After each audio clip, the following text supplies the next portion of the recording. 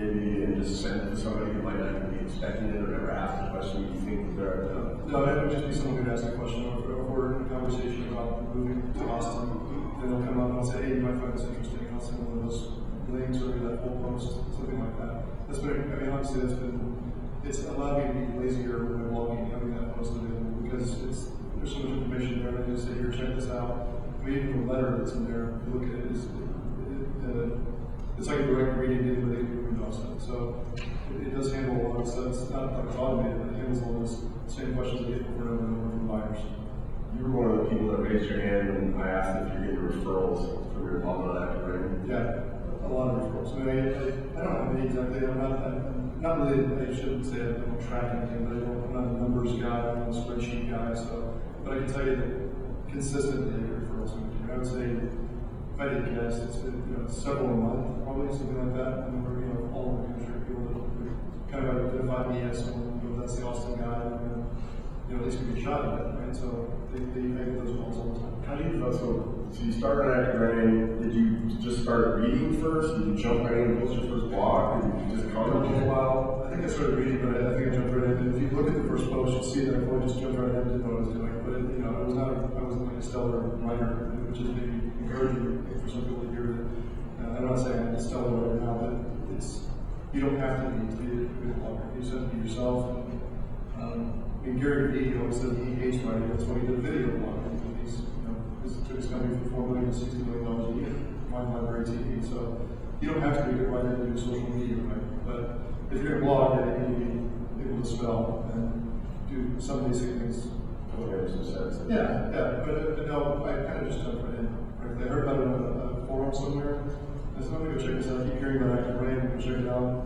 And I love it. I got addicted to it very quickly. And off you go. So, how did it go from jump right into blogging to a couple referrals a month? Talk about the community there, and how did you go about inserting yourself in the community so that people became familiar with you? I think it's just because I was writing so much. And if you write enough, that it's certain, in my case, it's certainly we're going to feature it, didn't know the community that way. If you're being seen off it, and also it's interacting with people's posts all the time. So again, that's something I would tell people to do.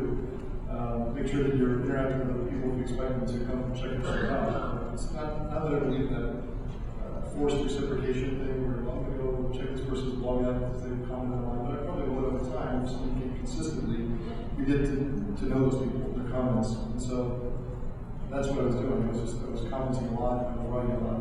So it's really just all about content, putting the content out there. Some will hit, some will don't, but you get to know the community. In my case, it led to being top subscribe thing or whatever on active brand. So I have a couple thousand subscribers on that network now because I've written a lot and thankfully been recognized a lot by being featured and stuff. So we're going to talk about Facebook here for a little while. Are you using? You said have you gotten business because of Facebook, or how does that work? What are you doing that's generating business for Facebook? Well, I think more than anything, it's been like building an awareness with people that already know you, and so they're saying, oh yeah, he's talking about real estate again, and they start to connect that. So I would say most of my Facebook friends now, if they're local to me, or they have an opportunity to use me, probably would have like to think that anyway. And so I don't know that so much that you're making someone newly aware of you, it's just more like reminding. I think it was more of a subtle thing. Again, it's not a formula that you're talking about what's going on through your day, or you're talking about a listing, or you sold a house, or whatever the case. I'm working on something now that you can say that's going to be real excited. I got a potential $10 million referral from Twitter, believe it or not. So this is someone that has been tracking my blog. She subscribes to my blog by email in New York. She's a trainer and her realtor up there. She saw an old post of mine I'd written 2 or 3 years ago about, I'll tell you, it was how to get a $135,000 referral fee. And so what I've done is got permission of these agents to post the most expensive listings in Austin on my blog and talk about, hey, if you send me a buyer for this, I'll split the commission with you if you're licensed, of course. And so this lady saw that and was working on possibly something this huge deal. So Twitter and Facebook can work. I'm not going to say that they work all the time. I'm not saying that it's a $1 million deal, but it's a good reminder on Facebook. I think it's more like you're just talking about things that through the course of the normal week or day, and people pick up on that. How much time do you have? So you dialed it back a little bit on that, right? You're not quite as active much stuff going on now. Like, how much time at the height of your addiction?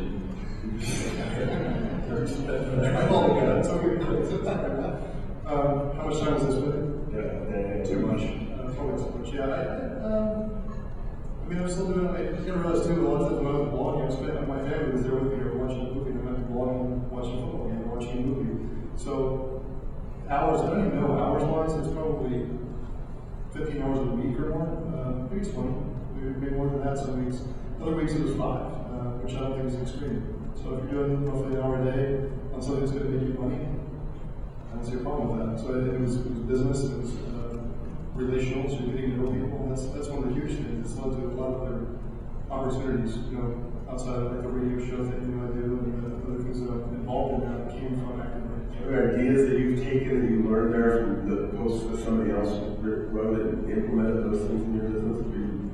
Like good wording stuff. Are you actually implementing some of the things that other people are doing, or are you just making your own way? I can't think of anything. I'm not saying that I haven't. I'm sure that I really thought about if I didn't prepare for that question, maybe I could think of something like a curveball. That's all right. It's fair game. I can't think of it off the top of my head. I'm sure there's some stuff I've implemented that I've seen there. Probably more stuff you talked about today that reminded me of something like I thought, I need to do this, or something like this, then come on closer a bit. But I can't think of anything off the top of my head. Do you use IDX? Yes, I have actually 2 IDXs on this side. What's the difference?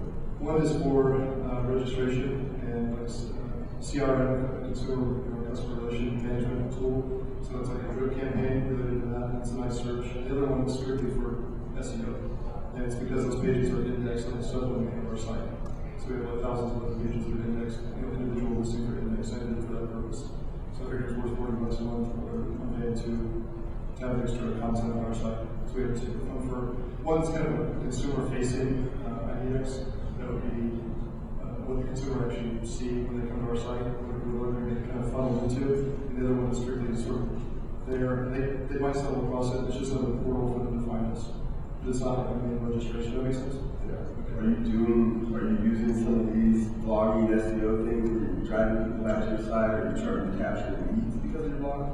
Yeah, well, the leads I get from the blog, I mean, yeah, they probably go to my site. I don't know a way to track, that closely, like they go from the blog to my site to filling out a form.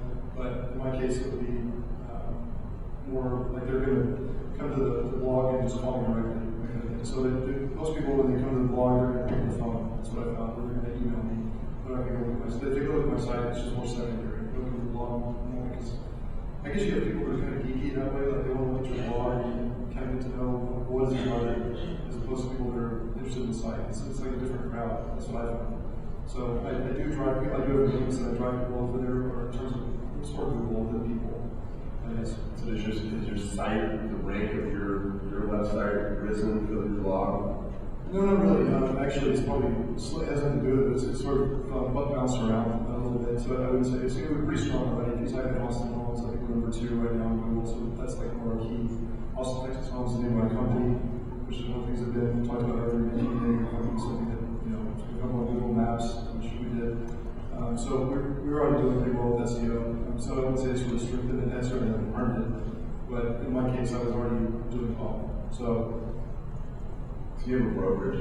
Yes, I have a brokerage. It's Austin, Texas Homes, and we have 15 agents that work for us.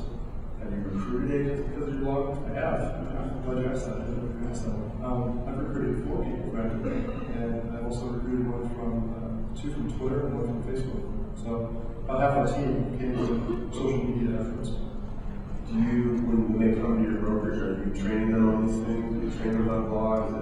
Yeah, in fact, I want to make that a bigger push probably this next year, make it something that's more part of our pitch, if you will. When we're recruiting agents, we want to make that part of our MO, this is what we're going to do, bring you in and teach you how to do all this stuff, and have classes on that. And then part of the brokerage, part of the bonus is that we're training you on all this stuff. I've done it on an individual basis, but I haven't really made it public or really talked about it much, other than just inside our office. But yeah, I do train. So I'm a brand new agent. I'm sitting in the audience. I've never blogged before. What do I do? What's my first step? What do I do? Join active branding. Google branding. That's what we want. Well, what do you do? It's 3 years later. I think that